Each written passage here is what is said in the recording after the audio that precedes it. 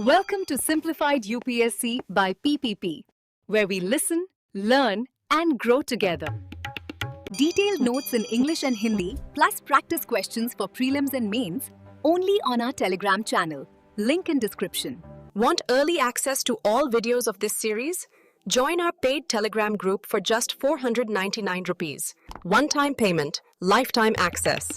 WhatsApp now to join us. नमस्कार। Simplified UPSC by PPP channel द्वारा प्रस्तुत इस विशेष विश्लेषण में आपका स्वागत है।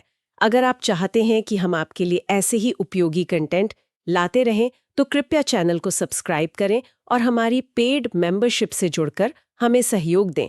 आज हम एक बहुत ही बुनियादी लेकिन बहुत गहरे सवाल से जूझने वाले हैं।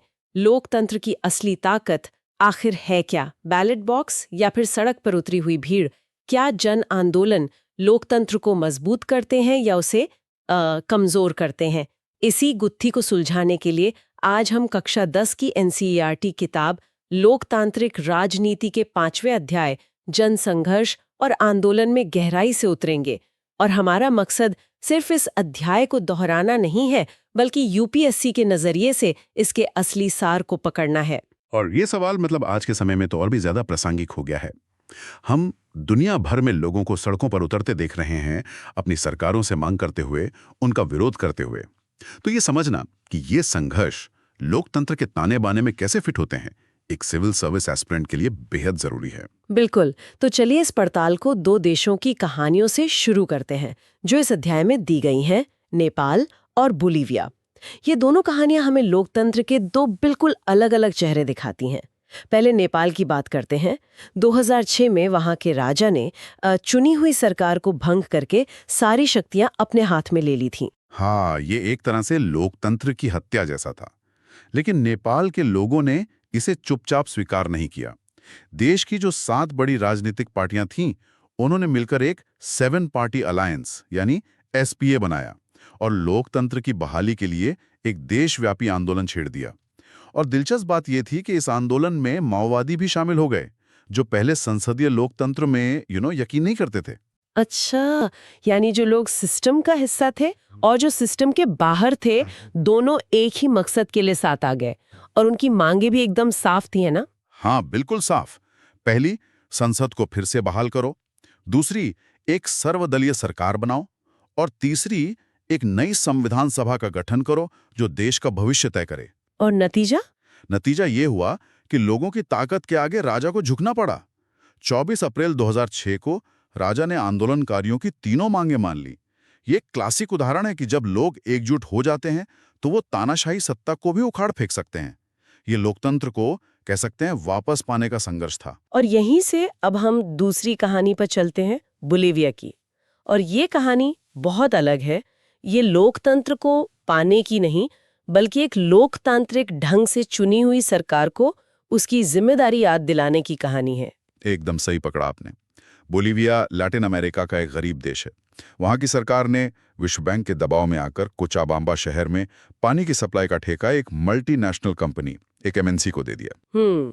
सरकार ने सोचा होगा कि इससे व्यवस्था सुधरेगी, एफिशिएंसी आएगी। हाँ, शायद यही सोचा होगा, लेकिन हुआ इसका ठीक उल्टा। उस एमएनसी ने आते ही पानी के दाम 4 गुना बढ़ा दिए। 4 गुना? बाप रे! मतलब सोचिए, जिन लोगों की महीने की औसत आमदनी ही करीब 5,000 रुपए हो, उनके पास 1,000 रुपए का पानी का बिल आने लगा। बिल्कुल।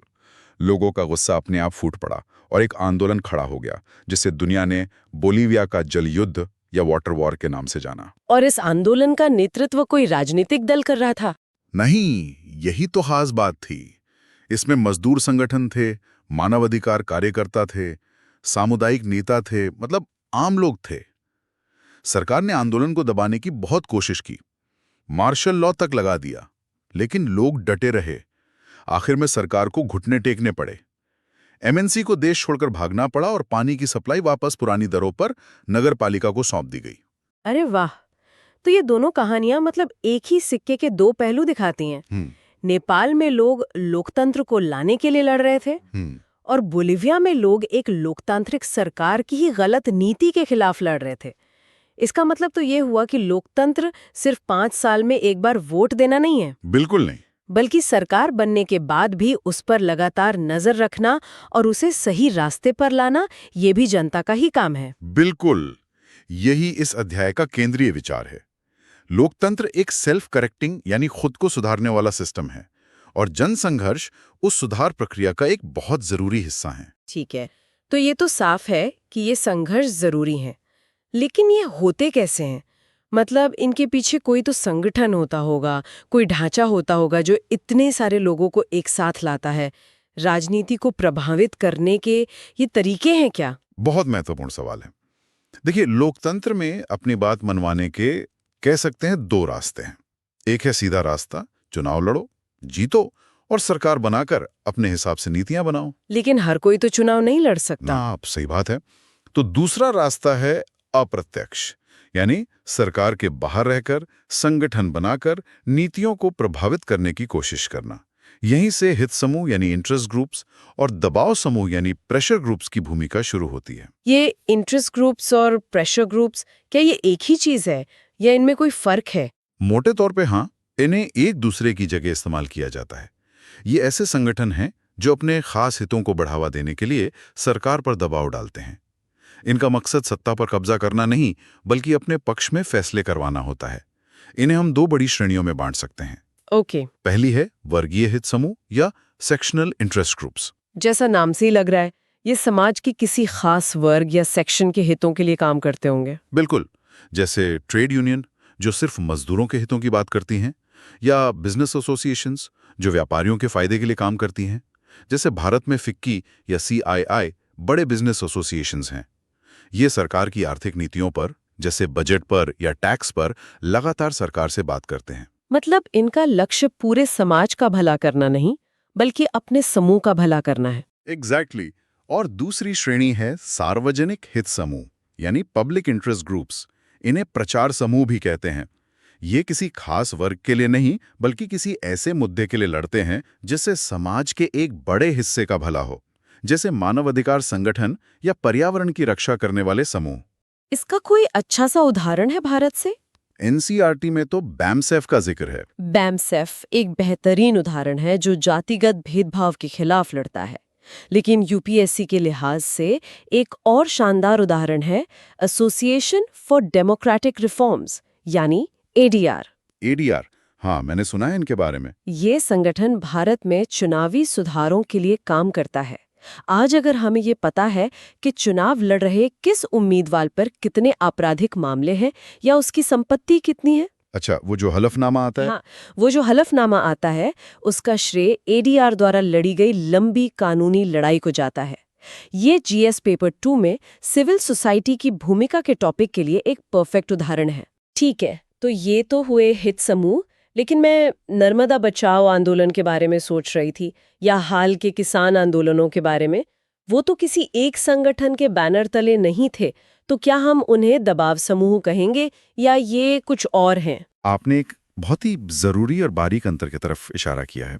दबाव समूहों का एक औपचारिक संगठन होता है, उनकी मेंबरशिप होती है, एक ढांचा होता है।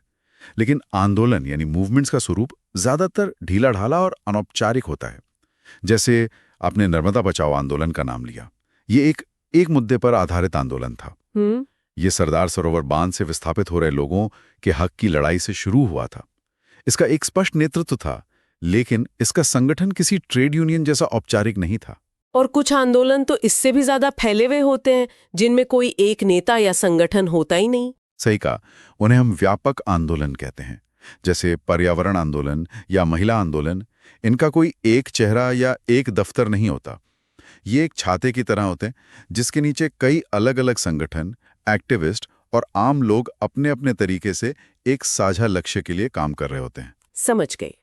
तो अब सबसे बड़े सवाल पर आते हैं, ये राजनीति पर असर डालते कैसे हैं? इनके पास क्या औजार हैं? और एक UPSC एस्पिरेंट को इन तरीकों को क्यों समझना चाहिए? देखिए, इनके पास कई औजार हैं। सबसे पहला और सबसे आम है जनता का समर्थन हासिल करना। इसके लिए ये सूचना अभियान चलाते हैं, मीटिंग करते हैं, मीडिया का ध्यान खींचने की कोशिश करते हैं। एक तरह का पब्लिक प्रेशर बनाना। बिल्कुल, एक नैतिक और सामाजिक दबाव बनाना। और जब सीधे उंगली से घी नहीं निकलता तो उंगली टेढ़ी करनी पड़ती है। मतलब विरोध प्रदर्शन। हाँ, फिर ये हड़ताल, धरना, प्रदर्शन या सरकारी कामकाज में बाधा डालने जैसे तरीके अपनाते हैं ताकि सरकार इनकी मांगों को गंभीरता से ले। लेकिन एक और तरीका है जो बहुत शक्तिशाली है और वो है लॉबिंग। लॉबिंग, ये शब्द सुनो तो बहुत है, लेकिन क्या हम इसे थोड़ा आसान भाषा में समझ सकते हैं? जरूर। लॉबिंग का कॉन्सेप्ट थोड़ा अमूर्त लग सकता है, पर इसे ऐसे समझिए जैसे स्कूल में मॉनिटर टीचर को बताता है कि क्लास क्या चाहती है। बस यहाँ मॉनिटर एक बहुत महंगा प्रोफेशनल होता है जिसे लॉबिस्ट कहते हैं। और क्लास एक बड़ी कंपनी या उद्योग समूह होता है। ये लॉबिस्ट सीधे मंत्रियों और बड़े अधिकारियों से मिलते हैं और उन्हें समझाने की कोशिश करते हैं कि उनके समूह के हित में नीतियां बनाना देश के हित में कैसे है। लेकिन क्या इन वर्गीय हित समूहों और लॉबिंग में एक महीन सी रेखा नहीं है जो भ्रष्टाचार की तरफ ले जाती है? मतलब एक तरफ अपने हितों के लिए आवाज उठाना है और दूसरी तरफ पॉलिसी को अपने फायदे के लिए खरीदना है। ये एक बहुत बड़ा और जायज सवाल है। इसी वजह से लॉबिंग को लेकर हमेशा एक बहस छिड़ी रहती है। पारदर्शी तरीके से की गई लॉबिंग लोकतंत्र का हिस्सा है, क्योंकि सरकार को भी नीतियां बनाने के लिए अलग अलग क्षेत्रों से जानकारी और फीडबैक चाहिए। लेकिन जब ये पर्दे के पीछे होने लगे और इसमें पैसे का खेल शामिल हो जाए तो ये लोकतंत्र के लिए खतरनाक हो सकता है। और यूपीएससी का कनेक्शन यहीं पर और गहरा हो जाता है ना? बिल्कुल। देखिए, यूपीएससी कभी भी सीधे सीधे ये नहीं पूछेगा कि बोलीविया में पानी का बिल कितना था, लेकिन वो उस घटना के पीछे के सिद्धांत पर सवाल जरूर पूछेगा। जैसे 2013 में म्यांमार में लोकतंत्र के लिए हुए संघर्ष पर एक सवाल आया था। अब देखिए, इस अध्याय में नेपाल का उदाहरण है, जो भारत का पड़ोसी है। अच्छा। यूपीएससी आपसे भारत के पड़ोस में हो रहे ऐसे ही लोकतांत्रिक संघर्षों और भारत पर उनके प्रभाव के बारे में पूछ सकता है। ये इंटरनेशनल रिलेशंस का हिस्सा बन जाता है। इसी तरह दबाव समूहों की भूमिका जीएस पेपर 2 के गवर्नेंस और पॉलिटी सेक्शन का एक मुख्य टॉपिक है। आपको सिर्फ तथ्य नहीं बल्कि अवधारणा को समझना है। ये बात सिद्धांतिक रूप से तो सही लगती है कि ये दबाव समूह लोकतंत्र में संतुलन बनाते हैं, लेकिन क्या असलियत में ऐसा होता है? अक्सर तो यही देखने को मिलता है कि जिनके पास पैसा और पहुंच है उन्हीं के हित समूह सरकार पर हावी हो जाते हैं। एक आम किसान या मजदूर की आवाज तो दबकर रह जाती है। आपकी चिंता बिल्कुल वाजिब है और ये लोकतंत्र की एक स्थायी चुनौती है। ये सच है कि अमीर और शक्तिशाली समूहों के पास ज्यादा संसाधन होते हैं, उनके पास पेशेवर लॉबिस्ट होते हैं, वे महंगे विज्ञापन दे सकते हैं, मीडिया को प्रभावित कर सकते हैं। इससे एक असंतुलन पैदा होता है। तो फिर इसका समाधान क्या है? क्या ये समूह लोकतंत्र के लिए अच्छे हैं या बुरे? देखिए, इसका जवाब हाँ या ना में नहीं है। लोकतंत्र की खूबसूरती इसी में है कि वो इन अंतर्विरोधों के साथ चलता है। हाँ, अमीर समूहों का प्रभाव ज्यादा हो सकता है, लेकिन जब कोई सार्वजनिक हित समूह जैसे एडीआर एक मुद्दा उठाता है या नर्मदा बचाओ जैसा कोई आंदोलन खड़ा होता है, कब? तो वह अपनी नैतिक शक्ति और जन समर्थन के बल पर सबसे शक्तिशाली लॉबी को भी चुनौती दे सकता है। ये समूह एक तरह से वॉचडॉग का काम करते हैं। जब समाज के अलग अलग समूह सक्रिय होते हैं तो किसी एक समूह का पूरी तरह से हावी हो जाना मुश्किल हो जाता है।